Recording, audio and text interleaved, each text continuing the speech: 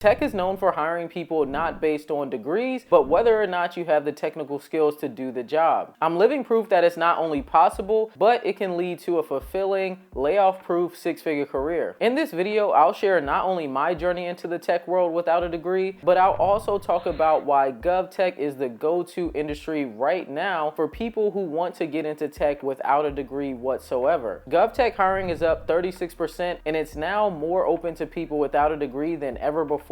Whether you're considering a career in tech or you're just curious to alternative options, this video is for you. Stick with me and I'll show you how I personally broke into GovTech without a degree and how you can do it too. Growing up, I always had an interest in electronics, which eventually brought me to building my first computer at the age of 16. I did it all by using YouTube University. They showed me step by step on how to get the computer parts, where to buy them from, and how to put them together. So after following all these steps, I put my first computer together.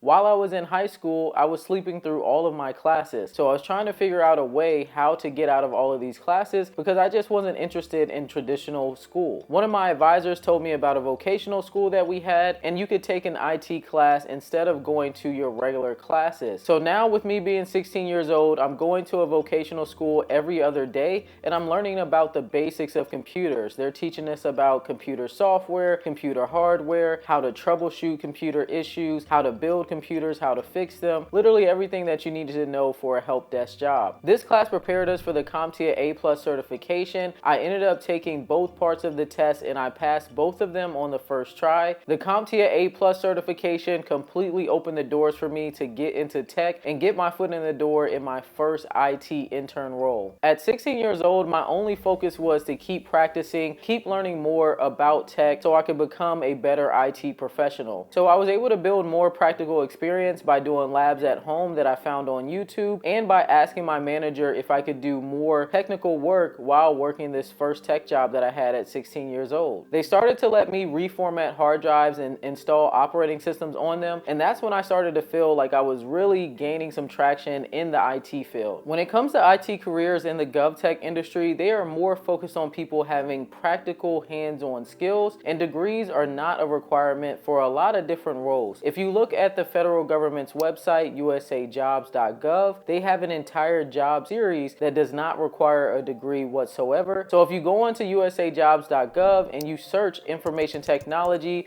or 2210, you will see all of these different IT jobs that don't require a degree. And the same applies to the government contractors as well. They are looking for people who have practical skills and people who also have certifications because they mean a lot in this industry. In the GovTech industry, we have a set of baseline certifications and baseline knowledge that IT professionals must have to work on specific government systems. These certifications are called the DoD 8570 baseline certifications. These are for information assurance and IT professionals. So if you have one of these baseline certifications, it allows you to become qualified to work a GovTech role. The CompTIA A+ certification is a baseline certification for the GovTech industry, which is why I was able to open up so many doors for me at such a young age. So when it comes to fields like information technology, networking, cloud, and cybersecurity, all of these fields you can get into them in the GovTech sector just by having certifications and practical skills. So you should be spending your time building up your practical skills by doing different labs, studying, and getting certifications, and that'll allow you to get your foot in the door pretty quickly. Innovation is happening so fast in the GovTech sector that they can't keep up with the demand of IT professionals that they need. So this is why now is the best time to start working on your technical skills and getting your foot in the door in the GovTech sector. The need for IT professionals is so high that they're actually making federal government mandates trying to increase the amount of IT professionals that they hire for the GovTech industry. So the best way that the government has found out to fill this skill gap is by focusing on people who build up their technical skill set and people who have the right certifications. So the degrees are not that important when it comes to the GovTech industry. Although I was able to get into GovTech at a very young age, I still faced some challenges that I had to overcome. When it came to learning how to become a software developer, the technical interviews were crushing me. I had to prepare and study so much to be able to pass these technical interviews, and eventually I got to the point where I was able to come into the interview, display my technical skill set, and get job offers right on the spot. And although it took me a while to get to this point, you will face rejection while applying for jobs in the GovTech industry. At the end of the day, it is a numbers game, so the more jobs that you apply to, the better you increase your chances of landing your first GovTech role. So you have to make sure you continue to stay resilient while you're applying to jobs, trying to get your foot in the door in the GovTech industry. Make sure that you spend time continuously learning by doing practice labs, working on more certifications. The more baseline certifications that you have, the better. And you should also spend your free time networking with other GovTech professionals as well, because the more people that you know in your network, the easier it is to get in, because in the GovTech industry, they get paid for referrals. That is one of the best things about this industry, is that people are incentivized to refer others, and they will get paid thousands of dollars to bring qualified candidates into a job. So if you want to break into the GovTech industry quickly, you need to focus on building the right technical skills and getting the right baseline certifications. The best baseline certification to get for people who want to break into the GovTech industry quickly is the CompTIA Security Plus. There are also other certifications that you can focus on as well, such as Microsoft Azure certifications, because in the GovTech space, Azure is used very widely. You can also focus on different cybersecurity certifications as well, such as Splunk, Palo Alto certifications, and CrowdStrike certifications. And if you're interested in becoming a network engineer, the Cisco CCNA certification is perfect for GovTech. And if you want to skip help desk, you should definitely focus on getting a Linux system administrator role, and you can land that by getting the Red Hat Certified System Administrator certification. This certification is extremely valuable because majority of the government systems are built on Red Hat Enterprise Linux. So if you have the skills and can show that you can be a Linux system administrator, you are perfect and set to go in this industry. Another piece to this industry is getting government security clearances. You can definitely get a government security clearance as long as you're a US citizen and you have the right background that they're looking for. For you to find jobs that are sponsoring government security clearances, you can go onto either usajobs.gov to get a federal government job, or you can go onto clearancejobs.com. On clearancejobs.com or different government contractor websites, you want to look for the phrase "must have ability to obtain US government security clearance." If you see that phrase, that's all that you need to break into the industry and get sponsored for a government security clearance. So after you find a job that has that phrase in it, you will interview for the position, you'll get the job, and then they'll put you through the clearance process. It costs you no money whatsoever to get a government security clearance, and that's a common myth that I see on the internet. I'm not sure where it came from, but government security clearances are completely free for employees. So while you're trying to break into this industry, it's extremely important to also rely on communities that can help give you advice and help give you insights on what you should do to get into the industry. You can find these different communities online on Reddit, or you can go to different meetups in person, or you can end up coming into my GovTech community that I have, and we have hundreds of GovTech professionals that are all either trying to break into the industry or already working in the industry. Looking back on how I broke into the GovTech industry in just 6 months with just one certification, I would have never thought that it would have taken me this far. I've been able to live all around the world. I've lived in the States, I've lived overseas, and I've been able to make a lot of money in this industry and take care of my family. The best way to have a long-lasting GovTech career is to always be learning, always meet new people, start talking to your colleagues and learn more about their roles, and learn more about the different government systems that are out there and how you can make an impact on the mission. So that's everything. If there was one thing that you should take away from this video, is that a formal degree is not the only path to building a successful career in tech, especially GovTech. But if you're looking to get into GovTech without the slow pace or the crazy fees that you would pay either going to college or a boot camp, make sure you hit the link in the description below and I can help you break into GovTech in 90 days. No matter what your technical skill level is, this will help you break into the GovTech industry. So if you want to see more videos like this and learn more about how you can break into GovTech, make sure you subscribe, like, and hit the notification bell. I'll see you on the next video.